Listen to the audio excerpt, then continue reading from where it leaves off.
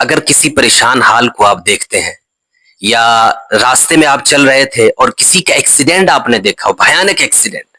اور دل میں خیال آیا کہ یہ میرے ساتھ نہیں ہونا چاہیے، حالانکہ کسی کے ساتھ نہیں ہونا چاہیے، لیکن پھر بھی اگر آپ اپنے آپ کو بچانا چاہتے ہیں تو ایک دعا پڑھ لیجئے گا۔ نبی کریم علیہ السلام کی حدیث ہے، ترمذی شریف کی حدیث ہے، میرے آقا نے فرمایا کہ جو اس دعا کو پڑھ لے گا، کسی مجبور کو دیکھ کر، کسی پریشان حال کو دیکھ کر، کسی مصیبت میں گرفتار شخص کو دیکھ کر، میرے آقا نے آگے فرمایا الا لم یصبہ ذلک البلاء کائنا ما کان۔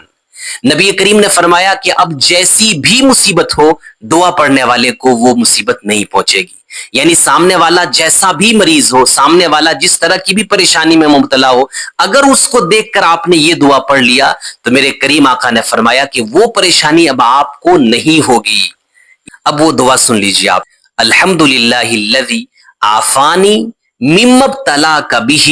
وفضلنی علی کثیر ممن خلق تفضیلا۔ پھر سے سنیے، الحمدللہ الذی عافانی مما ابتلاک بہ وفضلنی علی کثیر ممن خلق تفضیلا۔ اس دعا کو کسی بھی مصیبت زدہ شخص کو دیکھ کر آپ پڑھتے ہیں تو میرے آقا فرماتے ہیں الا لم یصبہ ذلک البلاء کائنا ما کان، جیسی بھی مصیبت ہو اگر آپ اس دعا کو پڑھ لیتے ہیں تو وہ مصیبت آپ کو پھر نہیں آئے گی۔ کسی کو شوگر